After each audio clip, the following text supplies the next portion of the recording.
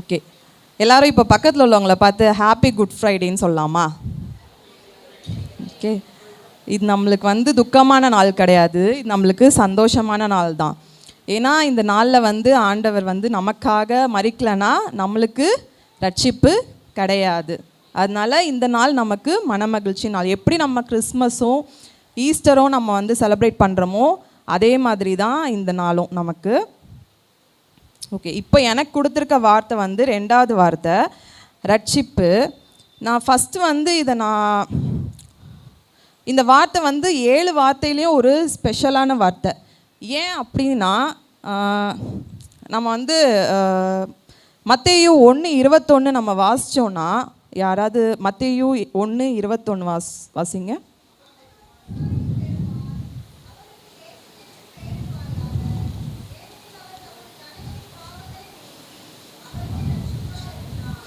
So ஏசப்பா எதுக்காக இந்த உலகத்துக்கு வந்தாங்க? ரட்சிக்கிறதுக்கு தான் வந்தாங்க.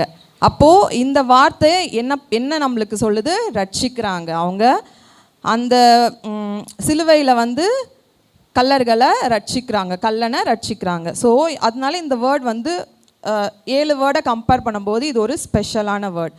இன்னொரு ஸ்பெஷல் இந்த வேர்டுக்கு என்ன இருக்குன்னா, நீங்கள் 7 வார்த்தையும் பார்க்கும்போது அது ஒரு வார்த்தையாக அவங்க அந்த இடத்துல பேசியிருப்பாங்க. ஆனால் இதுதான் ஒரு ப்ராமிஸாக அந்த கல்லனுக்கு வந்து ஜீசஸ் கொடுத்துருப்பாங்க. இது வந்து அவன் கேட்டதுக்கு ஓகே, நான் வந்து அதை அக்செப்ட் பண்ணுறேன், உன்னோட ரிக்வெஸ்ட்டை, நீ வந்து என் கூட பரதீசில் இருப்ப அப்படி சொல்லி அந்த கல்லனோட ஒரு வாஞ்சையும் ஒரு ஏக்கத்தையும் ஏசப்பா என்ன செய்கிறாங்க? நிறைவேற்றுறாங்க அந்த இடத்துல. ஸோ இந்த வேர்ட் வந்து 7 வேர்ட்ஸை பார்க்கும்போது இது ரொம்ப ஸ்பெஷலான வேர்ட். இப்போது நம்ம வார்த்தைக்குள்ளே கடந்து போகலாம்.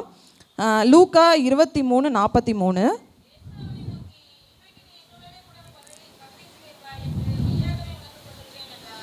ஸோ இங்கே தான் சொல்கிறாங்க, நீ என்னோட கூட பரதீசில் இருப்பாய் அப்படி சொல்கிறாங்க.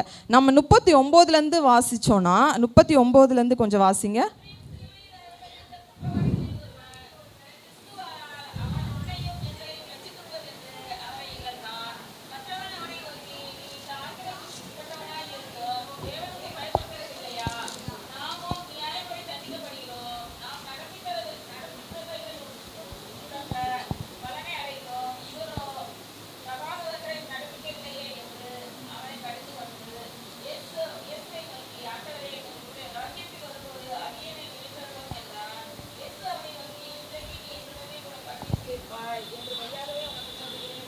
ஓகே, ஸோ இங்கே வந்து பார்த்தோன்னா 2 கல்லனோட டிஸ்கஷன் போகுது. அந்த டிஸ்கஷனில் கடைசியில் ஒரு கல்லன் வந்து மனம் திரும்பி ஏசப்பா கிட்ட ரிக்வெஸ்ட் பண்ணுறாங்க. ஸோ அப்போ அந்த இடத்துல தான் ஒரு கல்லன் வந்து ரட்சிக்கப்படுறாங்க, மனம் திரும்புகிறாங்க. மனம் திரும்பினால தான் அவருக்கு ரட்சிப்பு கிடைக்குது. நம்ம இதுக்கு போகிறதுக்கு முன்னாடி நம்ம வேறு வசனம் கொஞ்சம் வாசிப்போம். மத்தேயு 27:41லேருந்து 44 வரைக்கும் கொஞ்சம் வாசிங்க. மத்தேயு 27.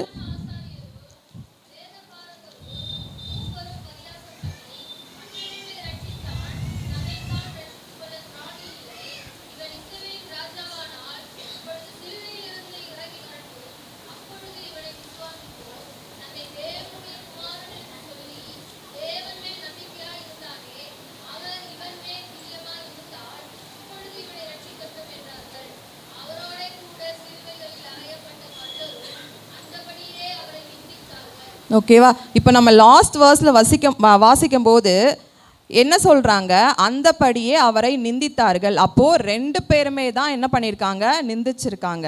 அப்புறம் எப்படி இதில் வந்து ஒரு கல்லன் மட்டும் மனமாற்றம் அவருக்கு மட்டும் எப்படி வந்துச்சு அப்படின்னா, அந்த ஏசப்பா வந்து பட்ட பாடுகளை வந்து அந்த கல்லன் வந்து கூடவே இருந்து பார்த்துருக்காரு. ஏன்னா அவரும் அந்த பாடுகள் வழியாக தான் கோத்ரூ பண்ணி வந்திருக்காரு. அப்போது இவங்க 2 பேரும் இப்படி நிந்திச்சு கொண்டுட்டு இருக்கும்போது அதுக்கப்புறமா ஏசப்பா தான் அந்த ஃபஸ்ட் வேர்ட் அப்போ இந்த இடத்துல பேசுகிறாங்க, மன்னியும். இவங்க என்ன செய்கிறாங்கன்றது இவங்களுக்கே தெரியாமல் செய்கிறாங்க. அப்போ இவங்கள மன்னிங்க அப்படி சொல்லும்போது தான் அந்த ஒரு கல்லனுக்கு அது வந்து அந்த வேர்ட் வந்து பேசியிருக்கு.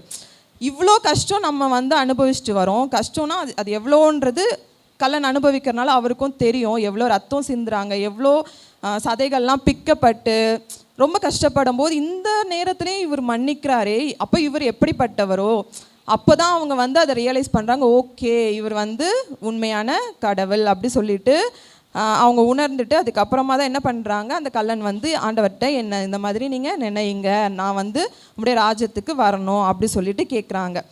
இப்போ இந்த இடத்துல நீங்கள் பார்க்கும்போது அந்த கள்ளன் கேட்குறாரு, என்ன கேட்குறாரு, என்ன அடியேனை நினைங்கன்னு தான் கேட்குறாரு. அந்த கூட இருந்த கள்ளனை சேர்த்து கேட்கவே இல்லை, என்ன மட்டும்தான் நினைங்க, அவரையும் சேர்த்து அவர் கேட்கல. ஏன்னா 2 பேரும் சேர்ந்துருந்து அவங்க டிஸ்கஷன் நடந்துச்சு, அவரை நிந்திச்சாங்க. ஆனால் இந்த இடத்துல அவர் வந்து அவருக்காக மட்டும்தான் ரிக்வெஸ்ட் வைக்கிறாரு.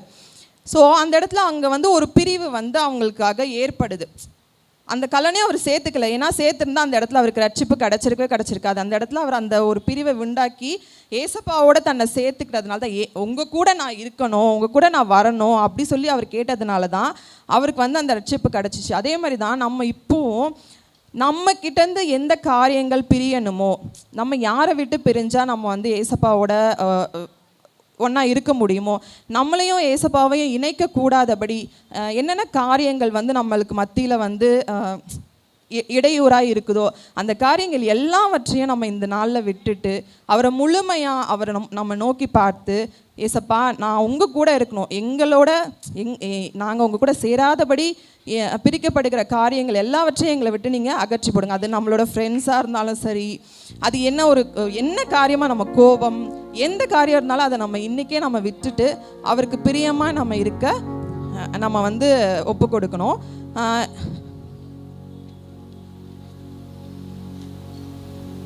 ஸோ இந்த இடத்துல அவர் என்ன பண்ணார், அவர் எந்த காரியங்களை அவரை விட்டு விளக்கணுமோ விளக்குனதுனால அவருக்கு வந்து ரட்சிப்பு.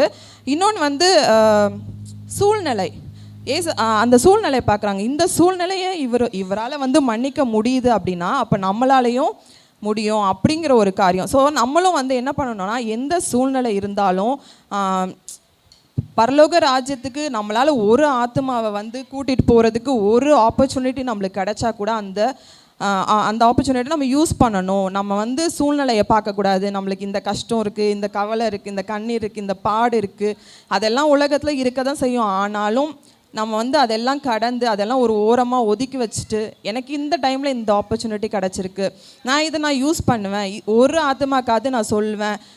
ஏன்னா ஒரு ஆத்மாவின் நிமித்தம் பரலோக ராஜ்யத்தில் மிகுந்த சந்தோஷம் உண்டாயிருக்கும். ஸோ அப்படி நம்ம உலக ஓட்டத்தில் ஒருத்தரை நம்ம வந்து அவருக்காக நம்ம நிச்சயமாக நம்ம வந்து சொல்லணும் அவரை பற்றி. ஸோ இந்த நாளில் நம்ம இந்த மாதிரி ஒரு சில காரியங்களை நம்ம வந்து பொருத்தனையாக எடுத்துட்டு நம்ம அதன்படி செயல்பட கர்த்தர் நமக்கு உதவி செய்வாராக.